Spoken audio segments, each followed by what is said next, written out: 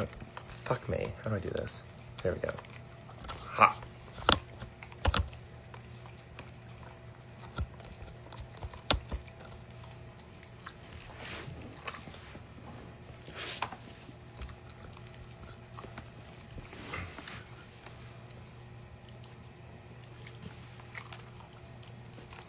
Hello! No, Yoshi. It's one of mine.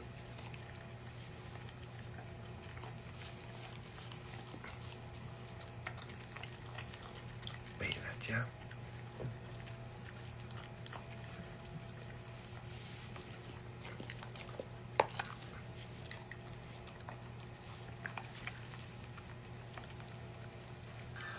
Hey guys, so I just finished collecting.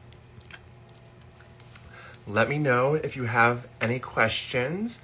And I'm more than happy to bring you on live if you want to have a, a back and forth chat. I'm totally up to that. If not, I will probably talk about Friday, where I went to a, so good. I'm just talking to my dog, Yoshi.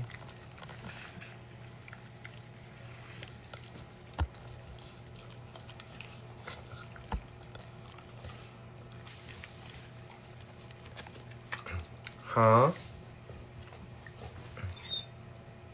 Oh, I'll be right back.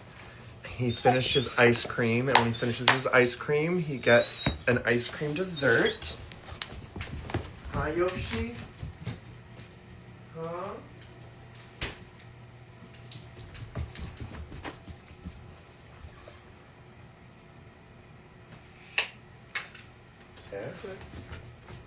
Sound good. Oh, he's gonna eat it right in front of me. Hi, Yoshi.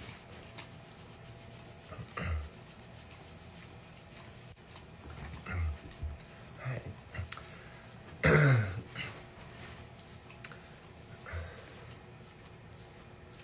Hello.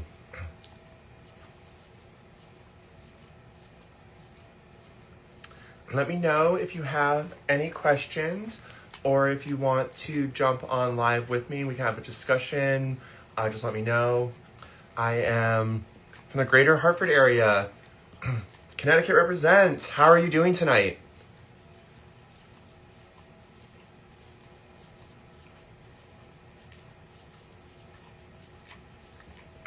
And if you have any questions for me, let me know.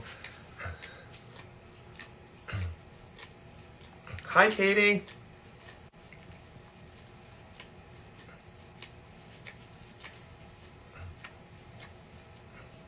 Yoshi ate his dinner tonight, so he gets his ice cream. The Huskies are playing, men or women? I was a Husky. I went to UConn and graduated in 2010. Yoshi says hi. Is it March Madness? Did March Madness happen already? Oh, the men's team? Okay. Boring. The women are obviously better. Hello, Bella. Welcome.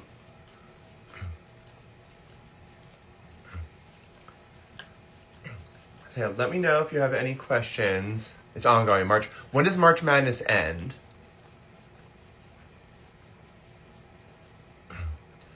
Because I remember one time a couple months ago, someone mentioned something about March Madness in the context of campaigning, and I don't really know sports that well. I know that they all have like different colored balls and shit.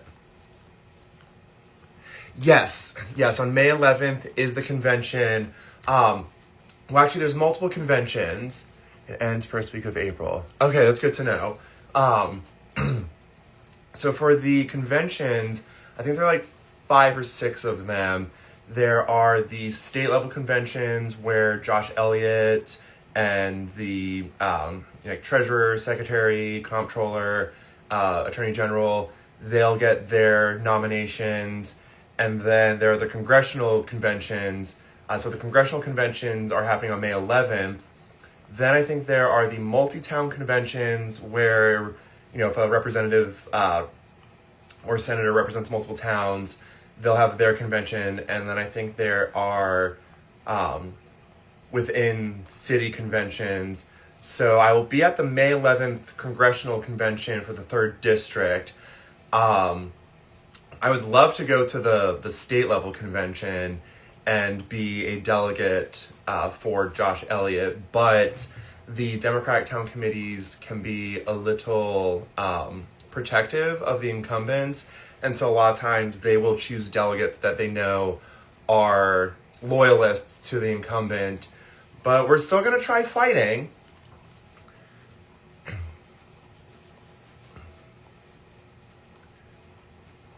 Welcome, Katsu. Sorry, just putting on Do Not Disturb because everything's kept popping up. I'm going to go to the state convention for Josh. He came to speak at my DTC in February. Oh, you said you're in the Hartford area. Are you on the Hartford DTC or on a different DTC? Yeah, he has been out there. I think he's been to like 70 plus DTCs.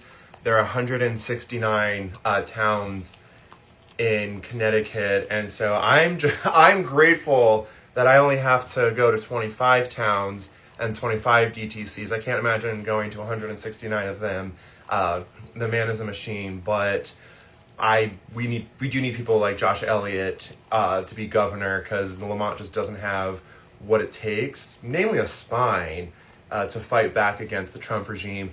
And I think Josh Elliott even said today that Lamont was going to remove like $1 million or so from elections. And I was like, that's a terrible idea, as the federal government has said that they will use, institutions like ICE to try and control the vote.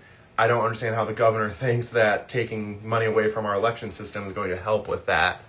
Avon. Okay.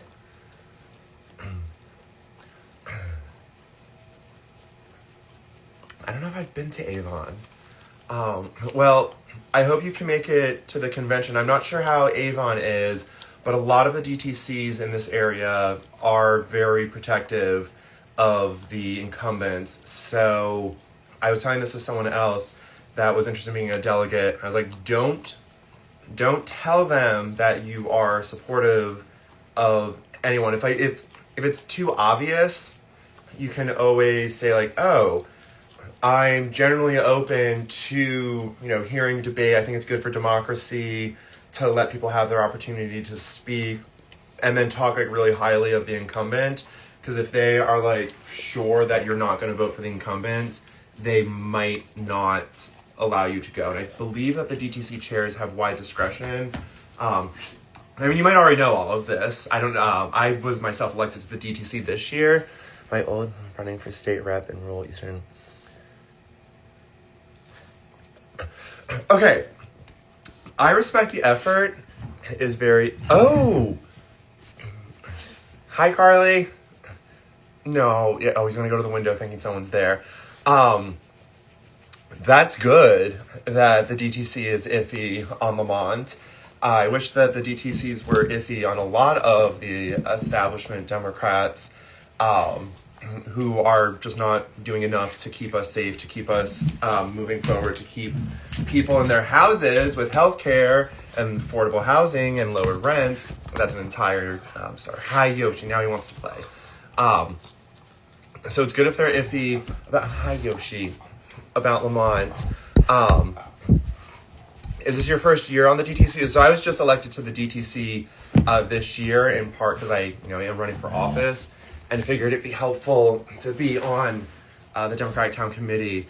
I don't know if they'll make me a delegate to my own convention. Oh, was this planned? That's fun. Oh, it might just be me and you now, Carly.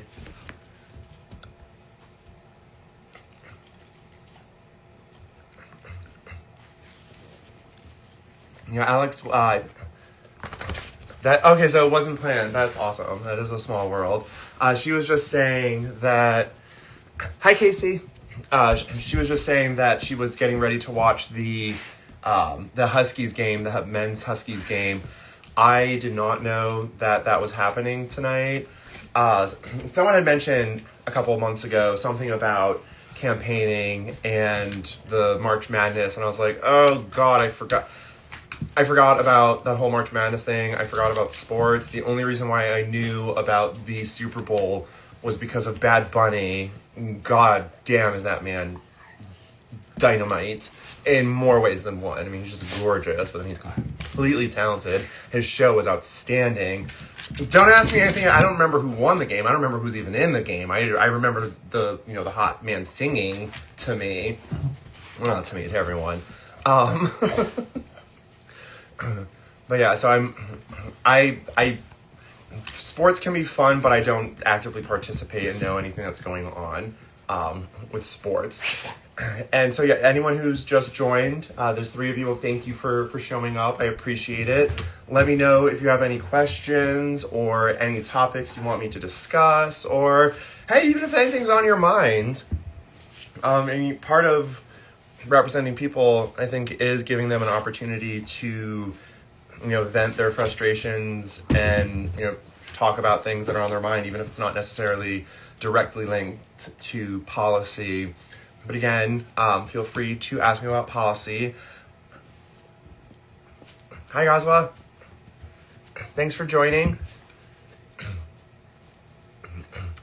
So in the absence of anyone asking me a question, I might just talk about my Friday night until someone asks a question. So on Friday night, there was... first of all, this is a spoiler alert for Heated Rivalry. If anyone wants to watch Heated...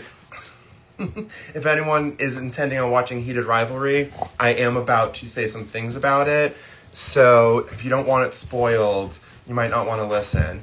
But on Friday, there was a Heated Rivalry rave at Toad's Place in New Haven.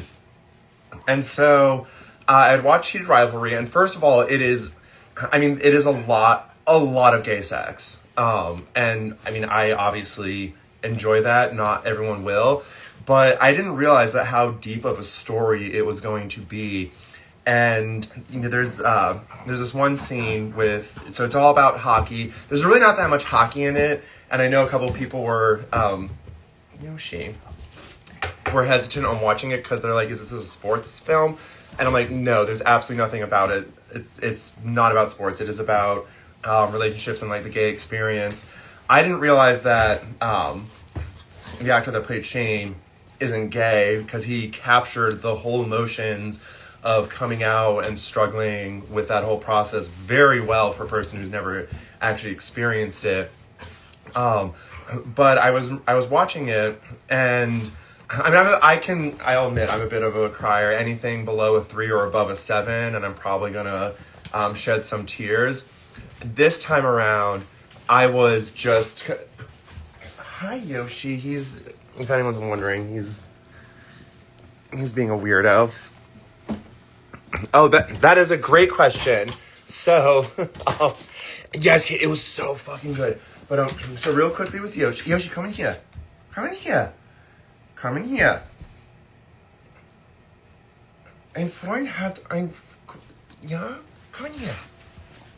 So I do speak German to my dog. He is trained in German. He is a mutt of mutts. He is German Shepherd. He is Belgian Malinois. He is Pit Bull Terrier, Staffordshire Pit Bull Terrier, and Labrador Retriever. But 100% a good boy. And he's 6.5 years old. He'll be 7 July 1st. He's a July baby. I had him since he was 2 months old. It's actually I think a cute story. My neighbor across the street used to be a treasurer for a foster organization, and so I'd always go over there, and I was friends with her, and I'd go and I'd see puppies, and I'd play with puppies, and it was a great time, and I'm like, ew, responsibility, I don't want that. And he's so big, he's such a baby, he is such a baby, he's my little furry baby. But one day I was coming home, and at the time I hadn't talked to my mother in 7 months, and I was like trying to, for some reason that day I chose to be the day that I was going to try and talk to her, and I was just like, I don't know if I can do this. And so I saw across the street that my neighbor had more puppies. I'm like, you know what? Let me go distract myself with some puppies. This time around, there was one puppy just wagging his little tail. I picked him up. And as soon as I picked him up, he started licking my face. And I'm like, oh my God, what is happening? What is happening? And I sat there with him like this. He was much smaller at the time. Basically dumping all of my trauma on my neighbor about the situation, hi Yoshi, with my family. And then after that hour, I was able to go. I spoke to my mom. We've had an amazing relationship ever since. And so I credit him with helping me reconnect with my family. But for the next 3 weeks, I could nonstop thinking about this dog. I rent a house. It's the same house I've been renting for 15 years. And at the time, my roommate was about to leave. Are you from the... Oh, so he was born the day after my 17th birthday. Oh, I'll have to remember in July. You'll have to come back on in July and remind me of your birthday so I can say happy birthday because it's a few months off. Yeah, Yoshi? So no, I'm not originally from the New Haven area. I was born in Danbury, Connecticut. Then we moved to Kentucky for like a year before I really started forming memories. Then in pre-K, I moved to Salem, Connecticut, and was there from like 93 to 99. Then I moved to England for 2 years with my family, from 2001 to 2003. Then to Waterford, where I was for 10 years. And then I moved to Milford in 2010 after I graduated from UConn and began working for Yale University. So except for like 2.5 years of my life, I've always been in Connecticut, born and raised for the most part. But in the New Haven area for only the past 16 years. For the first 5 years I was working at Yale, it was in West Campus. And then the next 7 years I did work in in New Haven, first across from the Planned Parenthood at the Klein Biology Tower, and then later down on George Street and Tack Building. I'm not sure if you're familiar with the New Haven area at all.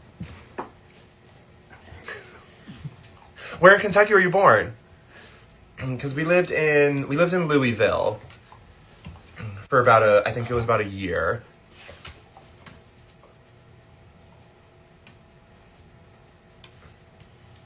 Huh, Yoshi? Huh? Hi. Oh wow, that's so weird. Okay, so we were both in Louisville at one point in our life. That is a small world. And then Carly was saying that you're on the same DTC. I love when shit like this happens. There's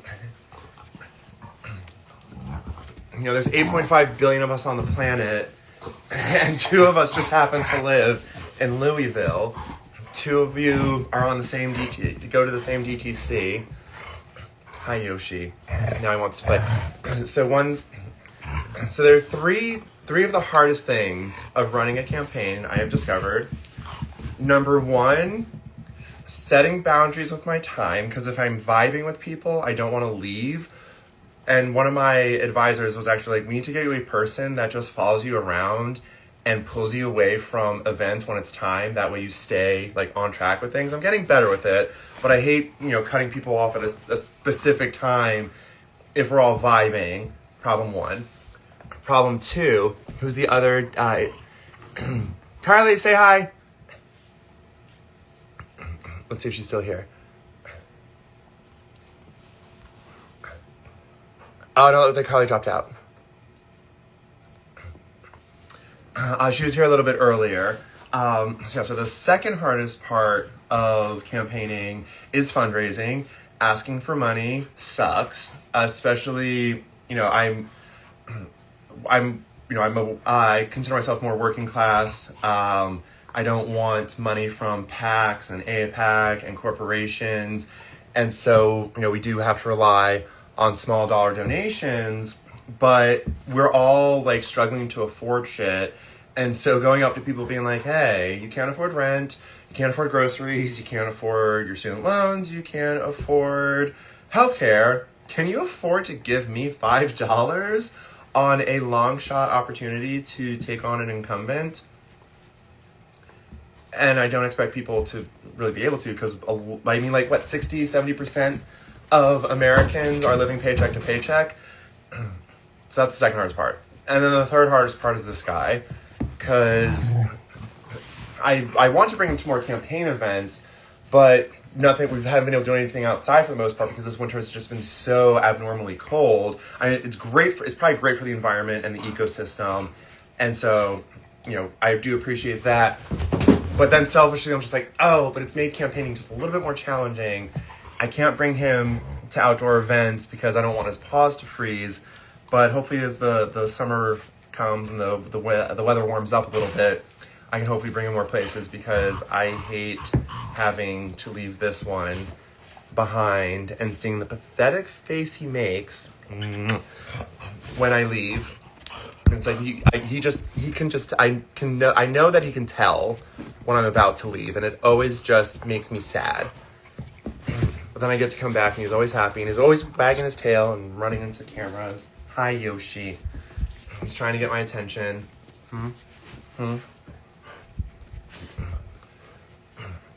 Hey, Yoshi. No. Gnug. Was. Huh? No, was magst du? Nein. Camera. 9. Camera. Hi. Hey. So again, if anyone has any questions, although for some reason I can't see the bottom of the chat. Let me try and fix that. Okay, cool. That works. For some reason, it wasn't showing me the last comments. So if anyone's joined, thank you for joining. So far, I've just been talking about Yoshi, and then I was talking about the show. I'm sure you're asked a million times, but what made you want to run for Congress? So here's the thing. I don't care if I'm asked a million times. If that's the question you have for me, that's the question you have for me, and I just appreciate anyone who's willing to ask. So it was July 25th, Christmas in July. And so my entire life I have been into politics. Star Trek got me interested in science. Star Wars got me interested in politics. For my career, I chose science, but I still tried to remain a little bit politically active. So when I was at UConn, I was at the UConn College Democrats. I was the secretary of the UConn College Democrats. We did a lot of work for Ned Lamont's Senate campaign when we thought he was, a liberal. We did work for Joe Courtney in the 2nd District. Kyle Gauck is now challenging Joe Courtney in the 2nd District. And I highly recommend people to check him out. He's an amazing individual. Joe Caputo, he's running against Himes in District 4. He's amazing. And I really like a lot of what Ruth Fortune is saying in the 1st District. But yeah, so I was in UConn college politics. In 2010, I campaigned a little bit for Malloy. I did some work in New Hampshire and Pennsylvania for Obama.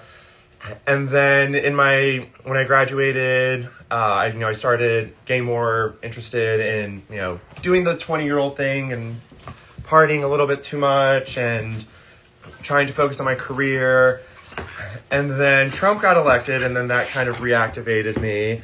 Then the pandemic happened. I became a hermit because I didn't handle that as well as I thought I was going to handle the pandemic. And then once Trump was elected before Trump was elected a second time, the situation in Gaza, October 7th was horrific, but I kind of anticipated that it was going to be even more horrific for the people in Palestine. And sure enough, it still is, and that's still a very, it's eventually what did lead to this.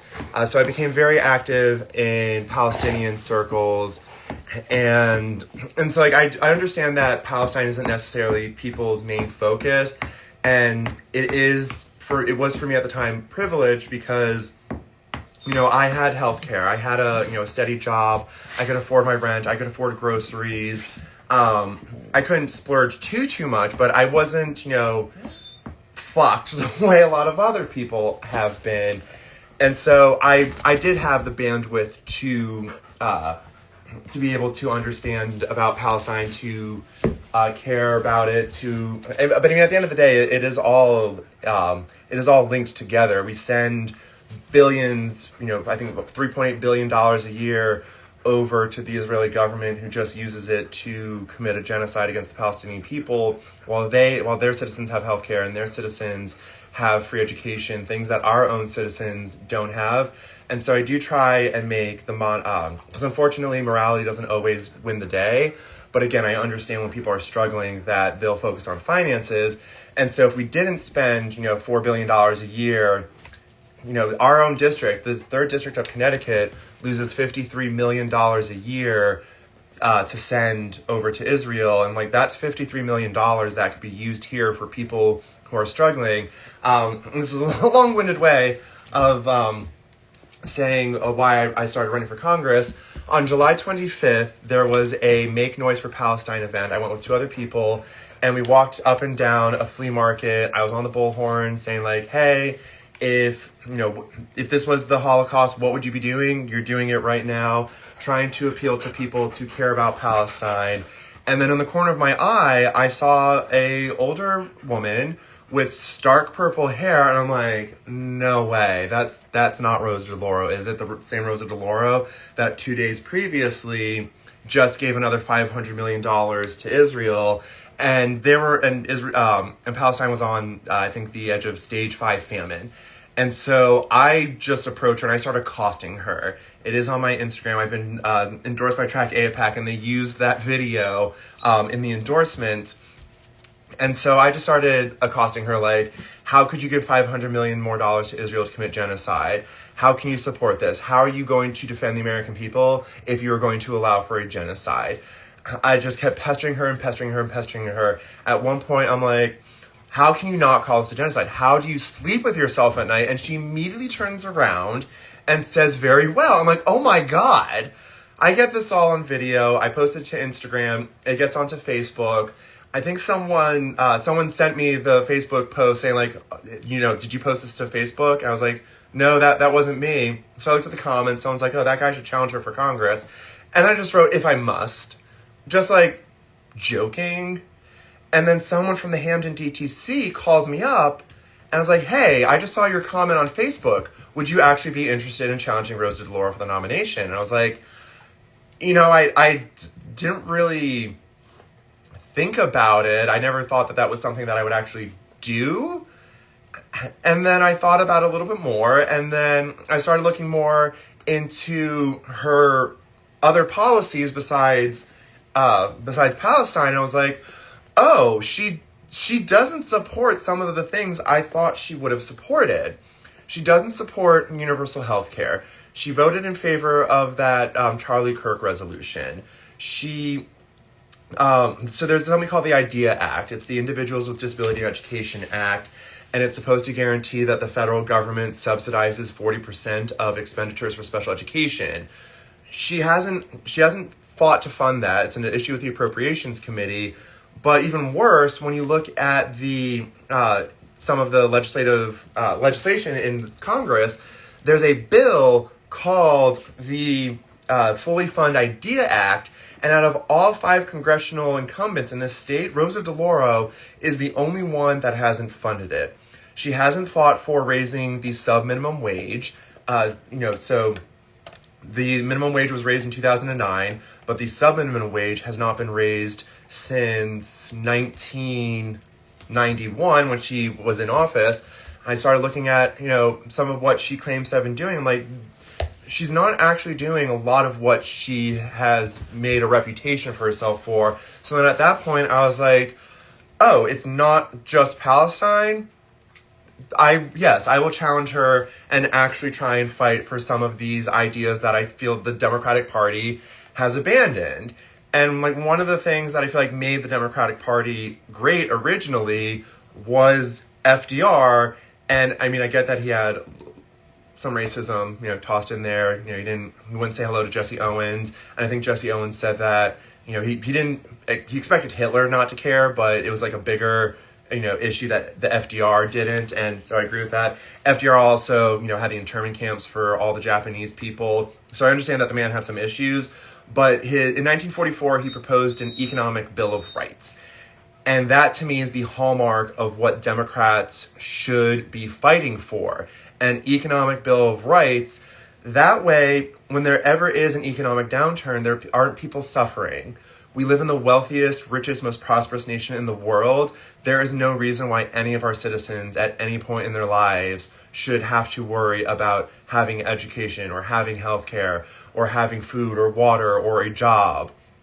These are things that we should be able to guarantee to our people. And we could. We could if our priorities were in place. And so, I can talk a lot about what's wrong with Rosa DeLauro, but what I want to fight for universal health care. I want to fight to reduce student loan interest and ensure that people can get an education and not pay loans for their entire life. And I want to fight for a economic bill of rights, especially with a focus on affordable housing. And the way to pay for all of that is just by taxing the billionaires out of existence and ending imperial war spending. And so, well, first of all, Rosa DeLauro, she takes money from billionaires, so I don't have faith that you're going to start taxing them when they are giving you money. And also, over the years, she has supported these atrocious war budgets. I don't like when politicians complain about, Iran and what's happening in Iran and what's happening in Cuba. It's just like, you gave them the money to do this. Trump, we knew that he was unhinged. And I mean, Trump hasn't been the only one to abuse the military and conduct these foreign imperial wars. Biden did it, Trump did it the first time, Obama did it, Bush did it, Clinton did it. Most of these presidents are war criminals and have been using our military for an imperialist agenda where we send our men and women overseas to fight these wars that when I was a child, 9/11, all of that, I thought that these wars were because people hated us for our freedom. And then it was a really hard pill for me to swallow to learn that, no, it wasn't really ever about our freedom. It was about these parasitic oligarch billionaires and their quest for more money and power. And a lot of that was derived from oil. And so I started, in retrospect, I'm starting to see through these lies that we've been told our entire lives. And, hi, Yoshi. Any person that fights for our country, they deserve admiration and respect. But they were lied to as well. And then when they come home, we don't even have the real services that these people need. They come home, they have... Alex, thank you for joining. I really appreciate it. Always feel free to join us on Sundays, and you can go to the website and ask questions. We saw our small team. I try and get to emails as best as I can, as quickly as I can. But again, thank you so much for joining. And I think there are some other things amazing. She's a member of the congressional. Ooh. Do you have to target your message depending on who you're speaking to? Like, do you focus on some issues more than others depending on your audience? Oh, that's a great question. Fortune and Gilchrist. I would lean more towards Fortune right now. So, I mean, some of my messaging has to be a little bit targeted. The unfortunate part is that there are some groups that won't let... So, older people are probably not going to care as much about Palestine and the genocide going on. They're just not.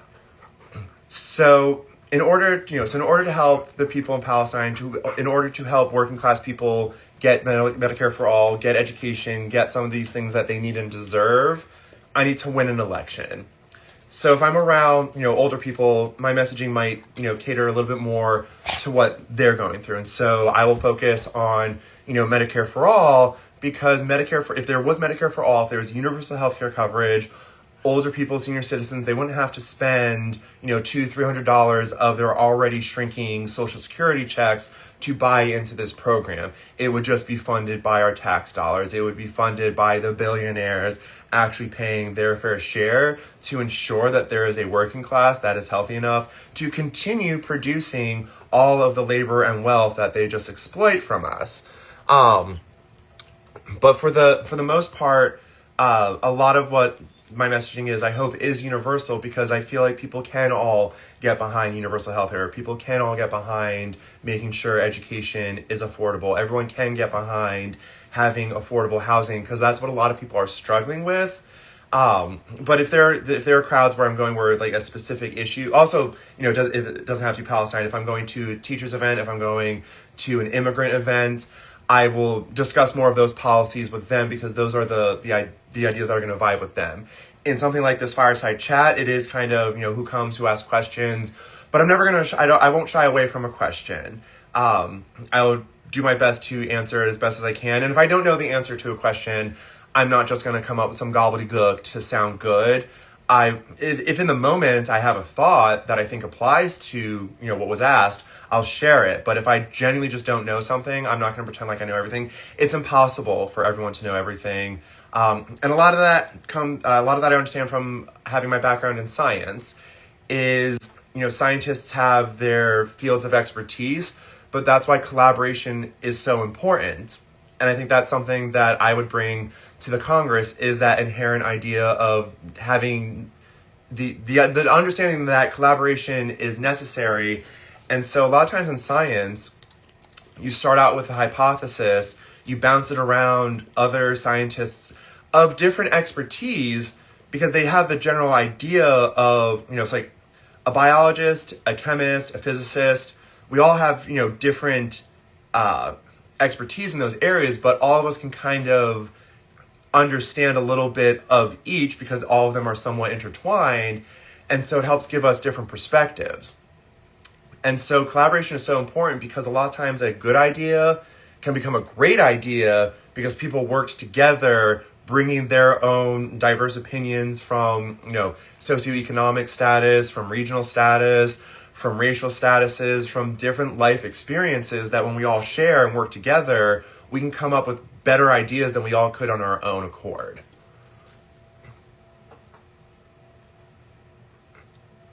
Yep, Rosa is part of the Congressional Progressive Caucus, doesn't support Medicare for all. But I respect her for voting against the Charlie Kirk resolution. Yep. She was the only one in our delegation that did that. How can we help get you on the ballot? That is a wonderful question. So there are two ways of getting on the ballot. The first, we're going for both of them. The first is going to be more unlikely. The Democratic town committees elect delegates that they send to a convention on May 11th. If I can convince 15% of those delegates to put me on the ballot, we're on the ballot. In the absence of that and the likelihood of that, the second avenue is to go through the ballot petition process. The ballot petition process, begins officially on April 28th and lasts until June 9th. And there are very specific rules for who can obtain those signatures, how many signatures you have to get from each town, who you need to submit them to. And a lot of them, I believe, can be disqualified for, say, I sign my name, Andrew Rice, and I forget to dot the I, but on my license, the I is dotted. It's not out of the realm of possibility that signature could be discounted or invalidated because it doesn't match specifically what's on record. Unfortunately, the establishment on both sides like to prevent true participation in the electoral process, and so both sides are guilty of rigging elections just in different ways and disenfranchising voters. It's not just a Republican thing. Unfortunately, I have seen it on both sides. So, the petition lasts from April 28th to June 9th, but this Saturday at the No Kings rallies, especially in New Haven, I'm trying to recruit as many volunteers as possible to go around and try to get what we're calling signature signups or a petition pledge. And I want to give credit to the person that that this idea originated from. His name is Damian DeNoble. He was running in this race against DeLauro, but dropped out mid-February. And so I'm the only one that is currently challenging Rosa DeLauro. So we are adopting that idea, and the hope is that when there are, there's estimated to be 6,000 to 7,000 people in New Haven alone, and then, thousands in surrounding towns. If we can get volunteers to show up, we have a QR code, which I should have had. It's like it's a postcard size laminated piece of paper that has a QR code and a quick explanation. And so we're hoping that we can get people to sign up in advance That way, when the period actually opens, we can already identify several thousand voters who are willing to sign the petition. But having extra hands on deck, especially this upcoming Saturday at New Haven at 3:00, if we can get people to go around, have them scan this QR code and collect thousands of pre-signatures, that would put us in a much stronger position for when the ballot petition period actually opens up. So the way you can help is, either if you know people in the 3rd District, on the website, www.riseforct.com. If it's on the mobile app, there's those, the little hamburger lines. You press on that, it says signature sign up. If you are in the 3rd District and you are a registered Democrat, or registered Democrats in the 3rd District, you can point them to that link or send them that link. They fill out a quick Google form. And, sorry, my lights are on on a motion sensor thing, and that's from when I had roommates and they wouldn't turn the lights off. So I was like, I don't like lights being left on when no one's using them. I'm not even, a child of the Great Depression. Maybe part of my soul is from a Great Depression person. But in any case, if we can get, people to show up on that day and go to potential voters and say, hey, would you support a primary challenger to Rosa DeLauro? And they say yes, we can get the pre-signatures, and that way we will be in a much better position to collect those 5,000 signatures when April 28th happens, because I don't even know what the ballot petition looks like, because they don't release it until April 28th. Unfortunately, the whole process is very cloak and dagger. I know there's a gentleman by the name of Chris Fields who's running for Senate against Cory Booker in New Jersey. He's trying to petition his way onto the ballot. And so it is unfortunate that the establishment Democrats are not as supportive of voting as they claim to be, especially in the context of this SAVE Act. I was like, the Republicans are trying to disenfranchise Democratic voters. The Democrats are trying to disenfranchise progressive and leftist and working class voters. And so it is frustrating that the Democrats are not better defenders of democracy. But that's, another reason why I'm running, is because I want to actually represent the true values of the Democratic Party, democracy. So that would be a great way to help. Does support a cap on rent or stopping hedge funds from buying up single family homes? I don't know if she supports that or not, but I do support that.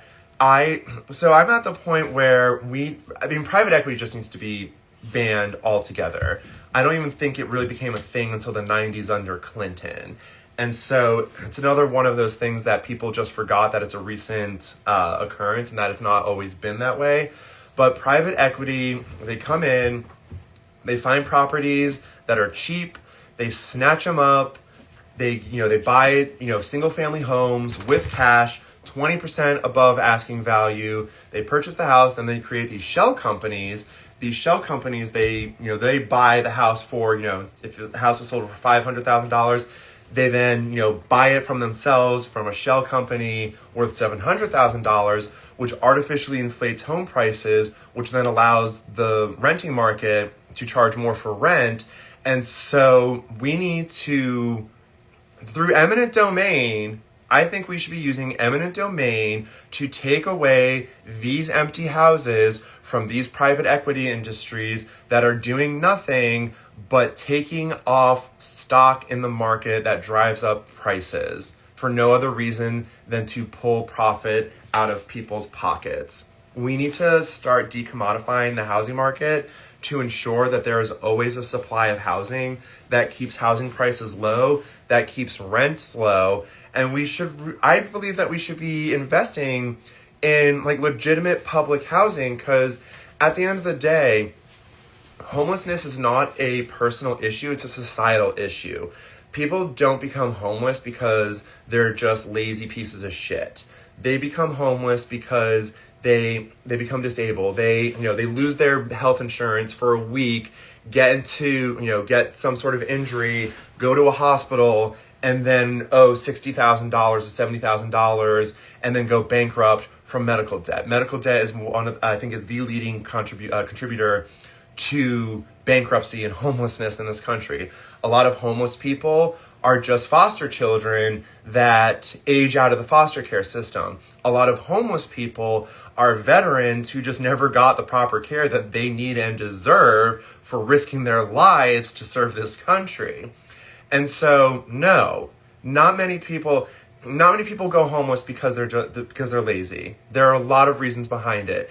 And instead of criminalizing homelessness, instead of throwing these people into jail, what we should be doing is ensuring that we do have just even basic housing. So like when I was in college, I lived in a dorm.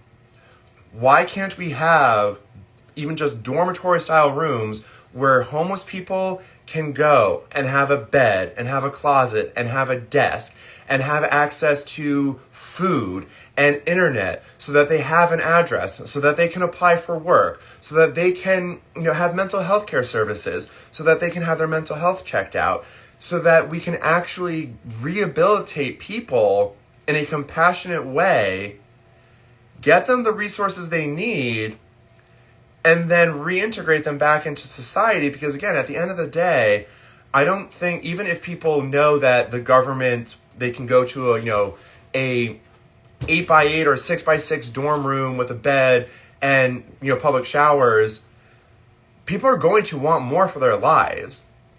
And I don't think that, people who don't work should have penthouses in New York City. I'm not that crazy.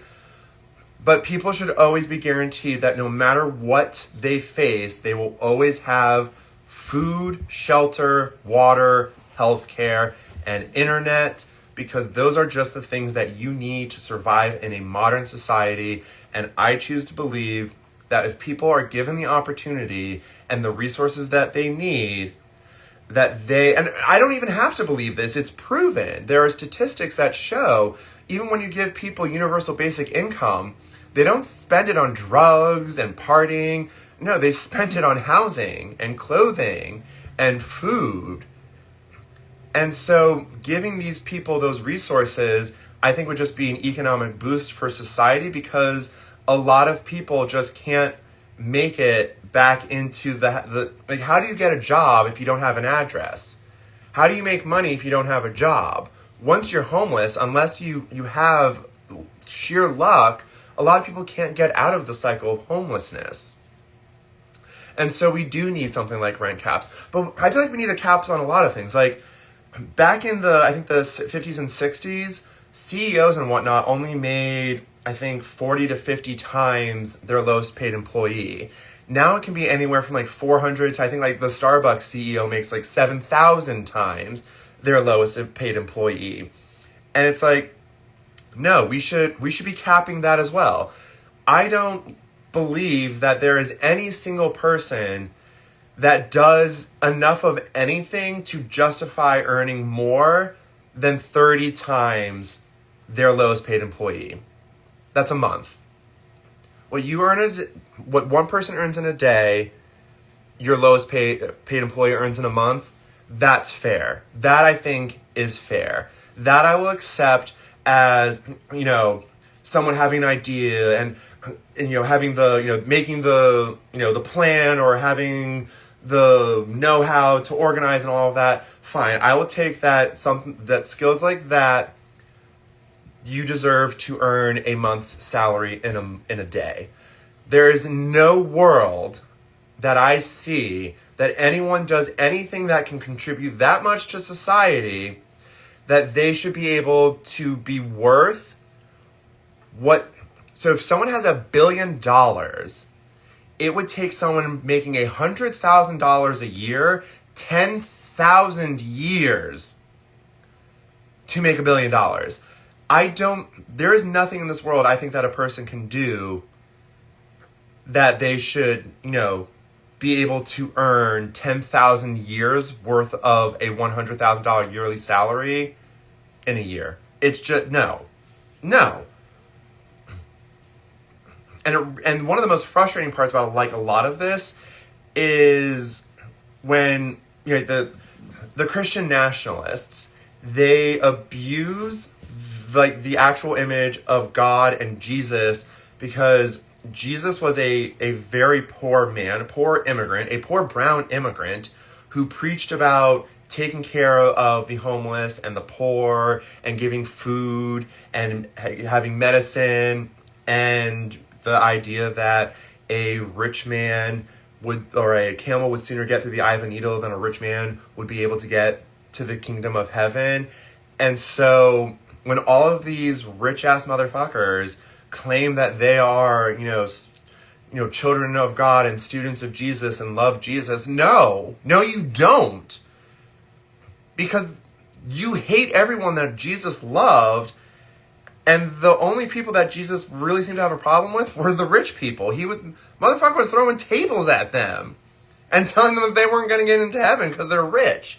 Yet somehow you have a society of people who somehow claim to love Jesus, but then do the exact opposite of everything the man preached. And so the unadulterated greed, I'm just like, isn't greed one of the 7 deadly sins? Well, no, I know it's one of the 7 deadly sins. And so at some point I'm like, to me, there's no good billionaire. And I know a lot of people say, like, well, what about Taylor Swift? And to me, I'm like, she's, probably a better billionaire, but AIDS is better than cancer. I still don't want to have AIDS. Taylor Swift is, a better billionaire, but how many private jet flights does she take? How much does she destroy the environment using her private jet, which reduces travel time, which means she can have more shows and more productivity and make more money because she is exploiting the environment. And I know that I think she gave like $100,000 bonuses or whatnot to a lot of people in her in her tour, which is fantastic.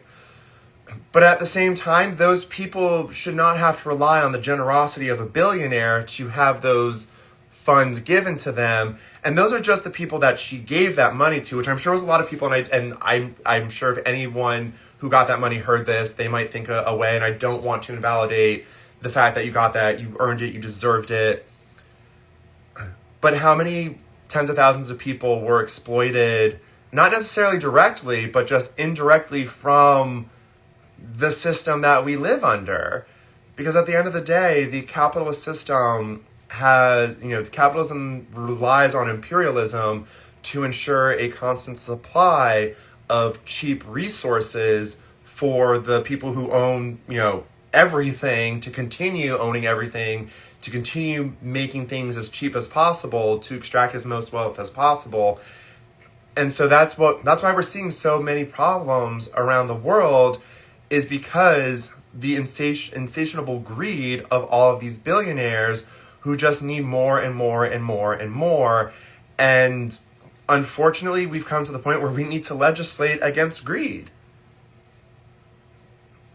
Because, it's sickening to me when I see people start celebrating the idea that Elon Musk could be the world's first trillionaire. I'm like, I think a trillion is like a billion billions or a million billions or something. And I'm like, no, like, we should not be celebrating people being trillionaires and billionaires, especially when people are starving and are losing their houses and can't get education, and instead of living an American dream, are living in an American nightmare. That's not what this is supposed to be all about.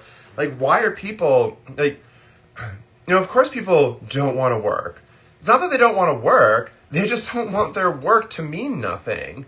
They don't want to go to work and sit at a computer for 8 hours and push emails, or they don't want to, have to go to 6 jobs, first, going and being a cashier, and then being, having to go flip burgers. And this is not to demean any of those tasks or those jobs. Like, a job's a job, and whatever you do, it's honorable, it's noble. We all have a place in society. But people don't want to go to work, put in all this effort, get taxed all this money so then what? We don't have healthcare, we don't have education, we don't, places like Germany and Japan and China and all these developed countries have high-speed rail, have scaled integrated public transit, And what are we doing? We're sending, money to all these billionaires so that they can buy their yachts to take to PDF Island to, grape and ritualistically do things to underage girls. And that's what our taxes are paying for. And then our taxes pay for us to blockade Cuba. What has Cuba ever done to us? It's just, Cuba is, they're a communist nation. They have more doctors per capita than any other place in the world. And it's just like the American government spends more time and money trying to make these other places fail so that people don't see that there's a better way out there, because we just never allow any country to flourish, because once they are a perceived threat to our system, to, the imperial philosophy of, we go into countries, we take your resources. If you're not going to share them, we'll just destabilize your government and put in a right-wing government that will, harvest those resources and give them back to us at cheap and deprive their own citizens of that. And people like Rosa DeLauro have been propping up that system for 35 years to the detriment of our own people. And so, like, even if everyone was, wealthy and we had all of our materials need met, imperialism would still be bad. But we still have these awful imperialistic policies, and none of us are better off for them. And so, there was a study done, and it's on my website, and I didn't do this. This was like, a real awesome people doing, real awesome science and work and literature and data mining and all of that. But there are 8.5 billion people on this planet. And in this study, if each one of those people was given a minimum standard of living, all 8.5 billion of us could have what we need on just 30% of the resources and labor that we currently use and output. 30%! We could all have comfortable lives. We could all have our basic needs met on just 30%. All 8.5 billion of us on just 30% of what we're using now. And look at how much inequality there is. We could all be good, well off. There would still be room for there's no room for billionaires. There would still be room for people to make multi-millions of dollars. If you cannot be happy with $500 million, then you need to see a therapist. And a lot of the problems of this world, I think, could be solved by having a lot of these people in power see therapists. Because at the end of the day, I'm not excusing any of this man's behavior, but look at Trump. I'm pretty sure he never got a hug from his father. His father called him an idiot. His father probably didn't love him. And when someone's not loved at that age, they are traumatized. I mean, people can be loved and be traumatized in different ways. People can experience one thing, a different person experience the same thing. Person one not traumatized, person two traumatized. Being a human's traumatizing. We have feelings, we have emotions, and that's a beautiful thing. That's part of what makes us human. But it can also cause a bunch of issues, and that's another reason why universal healthcare is so important, because mental health care I lump in with universal health care. And so if we did have a system where, if someone is traumatized and we're supposed to have yearly health physicals, I think we should also have yearly mental health physicals, because maybe you don't, so I had mental health issues from an episode of SA when I was younger, and I didn't realize how much that impacted me for years. But if we actually had a system that cared about mental health, that destigmatized it, that funded it, maybe we wouldn't have so many problems in the world, because instead of being traumatized and letting it, ferment into just hatred of everyone and depriving everyone, especially women and people of color, of their rights to make you feel better about yourself, you could just see a therapist, get your traumas resolved, and then actually move forward in a, better way than, again, just acting out your trauma in the most despicable ways possible. so I don't, I tend to go on a lot of tangents. So I don't even know where that came from. But again, the big picture of like all of this is just how interconnected all of these failures are, and how capitalism and imperialism and racism and consumerism and militarism, it is all part of that same system of control that has just been depriving people of what they truly need. And what I think people truly need is human connection. And this system doesn't want that. This system, like, we're not taught as children how to communicate with one another. We are taught how to sit at a place and take orders and ask to use the bathroom.